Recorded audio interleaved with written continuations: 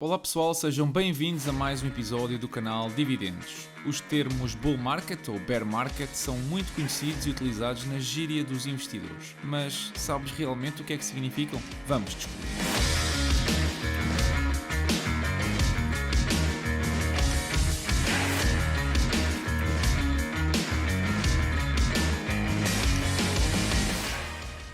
As tendências dos mercados, sejam eles de ações ou de outro tipo de ativos, normalmente ganham uma designação muito especial consoante a orientação da mesma. No caso de uma tendência positiva, falamos de um bull market, ou em português, um mercado altista, e a definição normalmente aceite é uma subida de 20% após uma queda de valor semelhante e em que o ponto mais alto anterior é superado. No caso de uma tendência negativa, falamos de um bear market, ou novamente em português, mercado baixista, e uma definição normalmente aceita é uma queda de 20% do pico mais recente. Ambas tendências têm naturalmente associadas emoções distintas e coincidem normalmente com o ciclo económico e as suas 4 fases: a expansão, o pico, a contração e a depressão. Estas fases representam a evolução do produto interno bruto, ou da economia, se quisermos, de um país ou região. Não é muito difícil entender o que cada uma delas representa. Quando a economia está em expansão, as empresas geram mais receitas, o que se traduz em menos desemprego e existe mais dinheiro em circulação. Quando a economia está em contração, as empresas começam por perder receita, o que leva a cortes orçamentais e a mais desemprego. Quanto maior o desemprego, menos dinheiro existe em circulação. Esta é uma explicação muito simples, mas que nos dá uma imagem do ciclo repetitivo da economia e o reflexo que isso tem nos mercados. Em fases de expansão, em que as empresas geram mais receitas e existe mais dinheiro em circulação, é normal coincidir com o mercado altista, como podem ver na imagem. Em fases de contração, onde as receitas se encontram a diminuir e existe menos dinheiro a circular, é então normal coincidir com o mercado baixista. Mas a economia não é o único fator na evolução dos mercados. A psicologia dos investidores tem também uma responsabilidade acrescida neste sentido. Reparem que à medida que os preços sobem, os investidores ganham mais confiança. E os que inicialmente eram alheios a este rápido aumento de performance começam a sentir o tão famoso FOMO, ou medo de ficar de fora, e começam também eles a investir aliciados pela tendência positiva. Uma coisa é certa, a economia não pode permanecer para sempre em expansão. Num determinado momento, o crescimento estagna e os bancos centrais começam a subir as taxas de juros como medida para combater a inflação, desacelerando novos investimentos e o consumo. Portanto, uma produção económica forte, preços das ações em subida, baixo desemprego e baixa inflação são características de um bull market. Uma economia a desacelerar, preços de ações em queda, alto desemprego e alta inflação são características de um bear market. Por que motivo se chamam assim?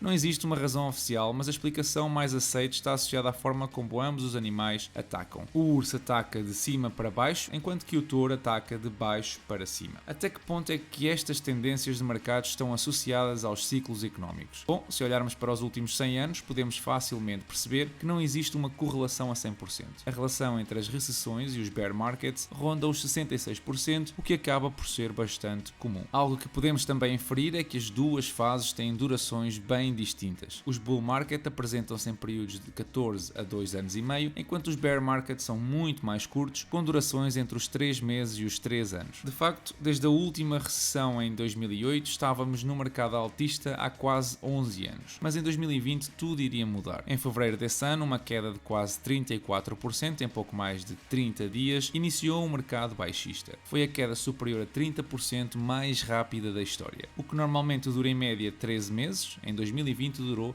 33 dias. No entanto, da mesma forma, a recuperação foi também ela estrondosa, iniciando-se em março e tendo sido confirmada em agosto ao superar o pico anterior. Este entraria para os livros como o bear market mais curto de sempre. Para terem uma percepção mais visual do efêmero que foi, reparem na seguinte imagem onde vos mostra a situação de 2020 e as tendências dos mercados nos últimos 50 anos. Em jeito de brincadeira, podemos dizer que este foi o John Cena dos bear markets.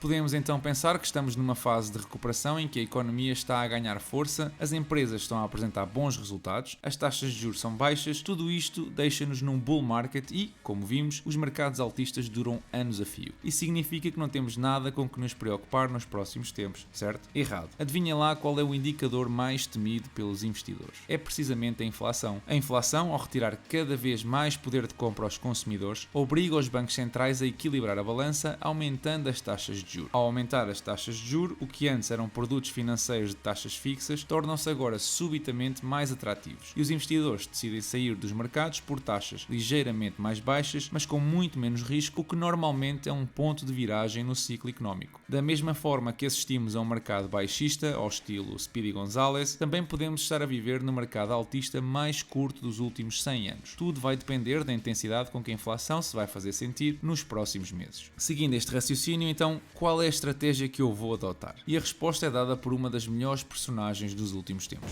So what would you have me do? Nothing. Sometimes nothing is the hardest thing to do. Eu não vou entrar em pânico, vou seguir o meu plano de investimento sem tomar decisões precipitadas. Enquanto investidores em valor, toda a nossa estratégia assenta na ideia de mais tarde ou mais cedo o mercado corrige-se a si mesmo para valores medianos ou justos. Pode demorar dias, semanas, meses ou até anos. Podemos passar por mercados altistas e baixistas várias vezes, mas se escolhermos investimentos de qualidade, com a confiança de uma análise consistente, então estaremos sempre mais perto de atingir o sucesso. Esta semana começou precisamente com os mercados a caírem perto de 4% e a recuperar parte dessa queda na quinta e sexta-feira. A razão esteve relacionada precisamente com os dados de inflação que referi e não me vou repetir nesse aspecto. Além dos mercados, houve uma má notícia com a Gap, a famosa marca de vestuário, que depois de em março ter anunciado a retoma do dividendo, desta feita decidiu cortar o mesmo em 50%. Isto é obviamente negativo, embora o peso desta decisão não impacte muito o portfólio devido à posição reduzida que a empresa ocupa, menos de 1%. Outra notícia também ela negativa, que se conheceu esta semana, está relacionada com as reformas em Portugal. Segundo a Comissão Europeia, a probabilidade de que as reformas consigam substituir o rendimento é cada vez menor, o que salienta a importância de todos nós em não depender exclusivamente desse meio de subsistência no futuro. Preparar a reforma desde cedo é meio caminho para ter uma qualidade de vida sem sobressaltos quando deixarmos de trabalhar. Não importa se usam instrumentos como os PPR, ações, obrigações ou certificados de tesouro, importa é que não sejam apanhados na curva e invistam em algo. No que respeita ao portfólio, esta semana caiu para os 46%, alinhados com o mercado, mas recebeu mais alguns dividendos, levando já $25 nestes primeiros 15 dias de maio. Esta semana voltei finalmente a investir numa empresa e comprei também uma nova criptomoeda. A compra da criptomoeda foi a Polkadot, depois de uma correção agressiva durante a última quinta-feira. No que respeita à ação, investi na Alibaba, comprando duas ações a um preço médio de $211. Eu quero dedicar um episódio exclusivo a analisar a companhia, pelo que não vou entrar em grande detalhe neste vídeo, mas posso sempre deixar a minha linha de raciocínio. Uma empresa com taxas de crescimento superiores a 40% em várias vertentes, como a receita, os benefícios e os fluxos de caixa, sem dívida líquida e com um pivotear do negócio para o segmento da cloud a crescer quase 50%, é muito atrativa. É certo que não paga dividendos, mas como referi em episódios anteriores, o portfólio pode acomodar até 5 empresas nestas condições. E no caso da Alibaba, com estes fluxos de caixa a custarem apenas 20 vezes e com as expectativas de crescer 30% para o próximo ano, não pensei duas vezes. Mas terei tempo de analisar tudo convosco ao detalhe. E é tudo por hoje, pessoal. Espero que tenham gostado do episódio. Deixem o vosso like se assim for. Subscrevam o canal se ainda não o fizeram. Deixem os vossos comentários e ajudem-me a fazer crescer o canal partilhando com os vossos conhecidos. Desejo-vos a todos uma excelente semana e bons investimentos.